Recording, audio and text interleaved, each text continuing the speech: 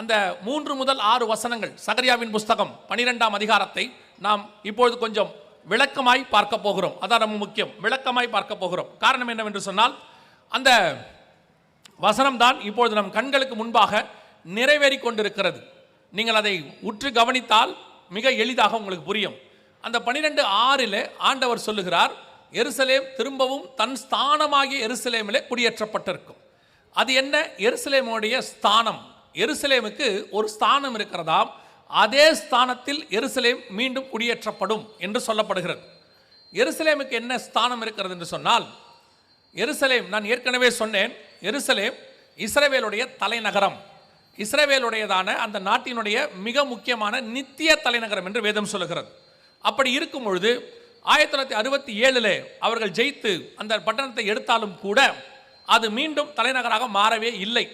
கர்த்தர் சொன்னபடி அது மாறணும், தலைநகராக மாறி இருக்க வேண்டும். ஆனால் 1967 மாறலை. ஆனால் எருசலேம் கைக்கு வந்துடுச்சு. ஏன் மாறவில்லைன்னா, அதுக்கு உலக பிரகாரமான 1000 காரணங்கள் சொன்னாலும் கூட நான் விசுவாசிக்கிறது, கர்த்தர் ஒரு நாளை குறித்திருப்பார். அந்த நாளிலே அது தலைநகராக மாறும். அந்த நாளிலே அது வரும். அதை மாற்ற யாராலும் முடியாது. அப்படி ஒரு நாள் நம்முடைய காலத்தில் நாம் பார்க்கும்படி நம் கண்களுக்கு முன்பாக வந்தது. 2018 அந்த நாள் வந்தது. ஏறக்குறைய சரியாக 50 வருஷம், 1967 2017, இந்த 50 வருஷம் எருசலேம் தலைநகராக மாறல. ஆனால் யூதர்கள் கையில் தான் இருந்துச்சு. ஆனால் வேதம் சொல்லுது திரும்பவும் அது அதே ஸ்தானத்துக்கு வரும் என்று சொல்லி. ஆண்டவர் திடீரென்று ஒரு மனிதனை அமெரிக்க தேசத்தில் எழுப்பினார்.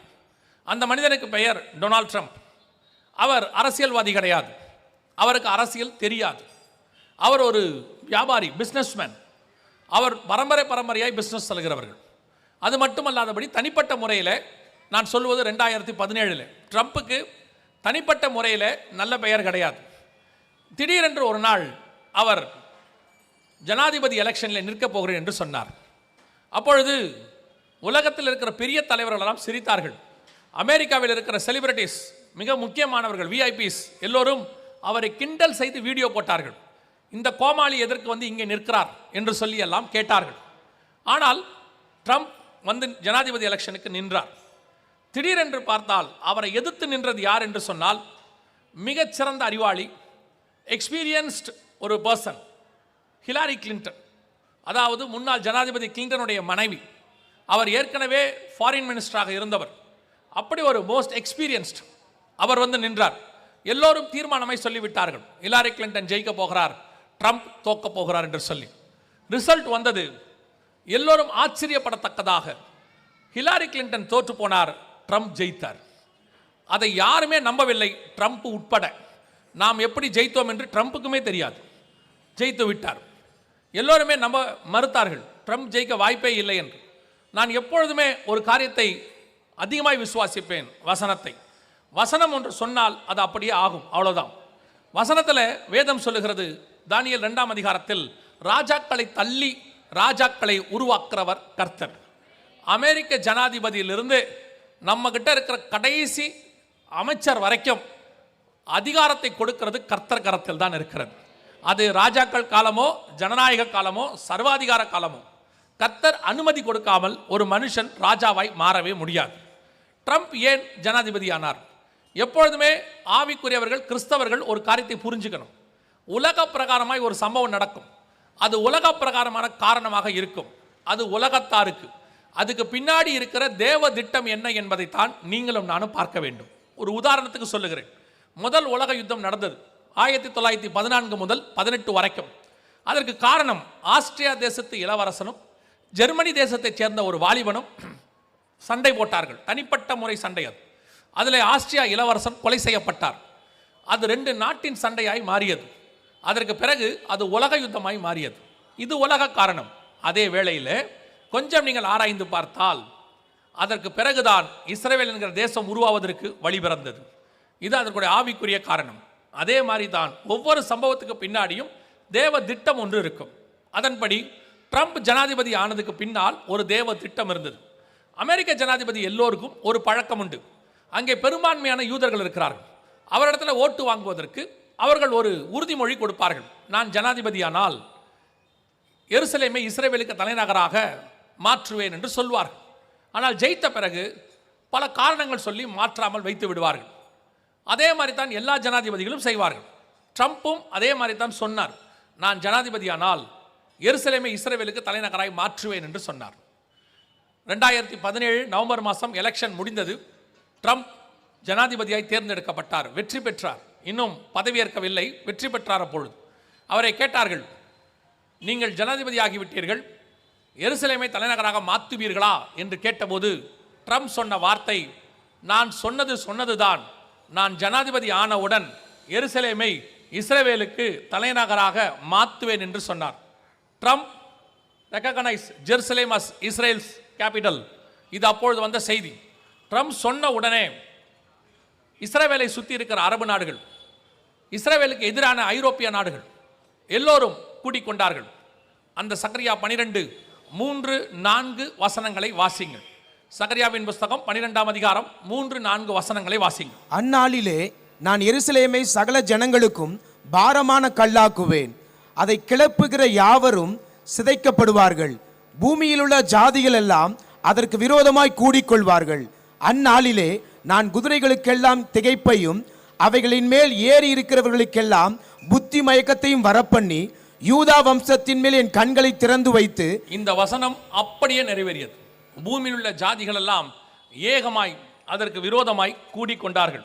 கர்த்தர் சொன்னபடி துல்லியமாக அரபு நாடுகள் 22 நாடுகள், யூரோப்பியன் யூனியன் 28 நாடு, ஏறக்குறை 50 நாடு கூடிக்கொண்டது. அவர்கள் அத்தனை பேரும் சேர்ந்து ஐநாவிலே ஒரு தீர்மானம் கொண்டு வந்தார்கள். அதற்கு பேர் 2 ஸ்டேட் சொல்யூஷன் என்பதாகும்.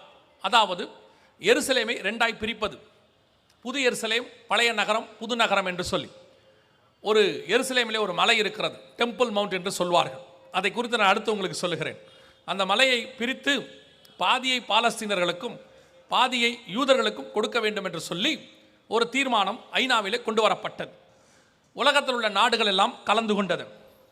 இந்த தீர்மானத்துக்கு ஆதரவாக, அதாவது யூதர்களுக்கு எதிராக 128 நாடுகள் ஓட்டு போட்டுச்சு. யூதர்களுக்கு ஆதரவாக 8 நாடுகள், 9 நாடுகள் தான் ஓட்டு போட்டுச்சு. இது அன்னைக்கு உள்ளதான 2017 நடந்த சம்பவம். சகரியா 12:3-4 துல்லியமாய் நிறைவேறுச்சு. பூமியில் உள்ள ஜாதிகள் எல்லாம் ஏகமாய் அதற்கு விரோதமாய் கூடிக்கொண்டார்கள், கர்த்தர் சொன்னபடி துல்லியமாக. ஆனால் வேதம் சொல்லுகிறது இது 3 நாளில் இருக்கு. 6வது வசனம் சொல்லுது, எருசலேம் திரும்பவும் தன் ஸ்தானமாக எருசலேமிலே குடியேற்றப்பட்டிருக்கும் என்று கர்த்தர் சொன்னார். இவ்வளோ பேர் எதிராக கூடியிருக்கும் பொழுது எப்படி எருசலேம் மீண்டும் தலைநகராக மாறும்? உலகத்தில் உள்ள அத்தனை நாடுகளும் ஒன்றாய் கூடிக்கொண்டது.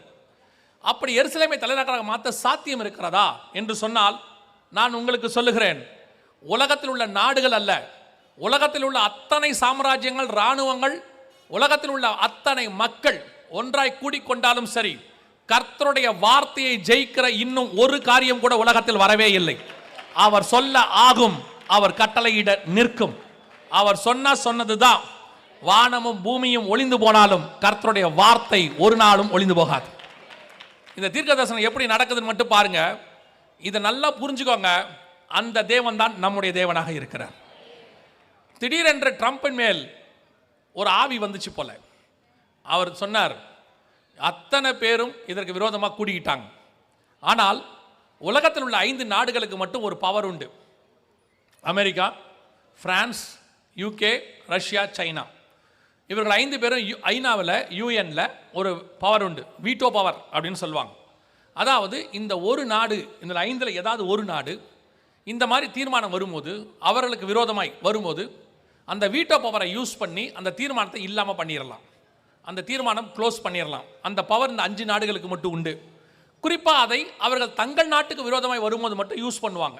தங்கள் நாட்டுக்கு எதிராக ஏதாவது தீர்மானம் வருதுன்னா இந்த 5 நாடுகள் அதை யூஸ் பண்ணுவாங்க. ஆனால் என்ன நடந்துச்சுன்னா, இஸ்ரவேலுக்கு விரோதமாக இப்படி ஒரு தீர்மானம் வந்த உடனே ட்ரம்ப் சொன்னார், நான் என் வீட்டோ பவரை யூஸ் பண்ண போகிறேன்னு சொன்னார். பொதுவாக அது அமெரிக்காவுக்கு தானே யூஸ் பண்ணணும், ஏன் இஸ்ரவேலுக்கு யூஸ் பண்ணுறீங்க? அவர் சொன்னார், நான் அதை எருசலேமை தலைநகராய் மாற்றி இருக்கிறேன், அதை மாற்ற அதிகாரம் யாருக்கும் கிடையாது. வீட்டோ பவர் யூஸ் பண்ணாரு, தீர்மானம் தோத்து போய்விட்டது, எருசலேம் தலைநகராக மாறிவிட்டது. அல்லேலூயா. ஒரு மனுஷனை கொண்டு கர்த்தர் இன்னைக்கும் செய்ய வல்லமை உள்ளவராக இருக்கிறார். அவர் வார்த்தை நிறைவேறும். சேட்டிலைட் காலம், மாடர்ன் ஏஜ் காலம், இன்னைக்கு நம்ம ரொம்ப டெவலப் ஆயிட்டோம். ஸ்மார்ட் போன் கையில் இருக்கு. இன்னைக்கு நம்ம எல்லாமே டெக்னாலஜி, என்ன வேணாலும் சொல்லிக்கொள்ளுங்க. இன்னும் கர்த்தருடைய வார்த்தையை ஒரு இன்ச்சு ஜெயிக்கிறதுக்கு கூட உலகத்தில் எந்த டெக்னாலஜியும் வரல, எந்த மனுஷனும் வரல. 1900 வருஷம் கழிச்சு கர்த்தர் சொன்னபடி அதே ஸ்தானத்தில் ஒரு நகரம் வந்து உட்காருமானால் அந்த தேவனும் அந்த வார்த்தையும் தான் ஜீவன் உள்ளது. அந்த தேவன் நம்முடைய தேவனாய் இருக்கிறார். நான் உங்களுக்கு தேவனுடைய ஸ்தானாதிபதியாய் உங்களுக்கு ஒரு உத்தரவாதம் கொடுக்கிறேன். கர்த்தர் உங்களுக்கு ஒரு வாக்குத்தத்தம் பண்ணி இருப்பாரானால், கர்த்தர் உங்களிடத்தில் ஒரு காரியத்தை சொல்லி இருப்பாரானால், அவர் சொன்ன காரியங்களுக்கு விரோதமாய் சூழ்நிலைகள் இருக்கும், மக்கள் இருப்பார்கள், எது வேணாலும் அகைன்ஸ்டா இருக்கட்டும். ஆனால் உங்களுக்கு வாக்குத்தத்தம் பண்ணினவர் உண்மை உள்ளவர். அந்த வாக்குத்தத்தம் தான் நடக்கும். அதை தாண்டி வேற ஒன்று நடக்கவே நடக்காது. எது வேணா இருக்கட்டும், எப்படி வேணாலும் நடக்கட்டும். சில நேரங்களில் யோசேப்புக்கு கர்த்தர் ஒரு சொப்பனத்தை கொடுத்தார். 11 சகோதரர்கள் உன்னை வணங்குவார்கள் என்று சொல்லி.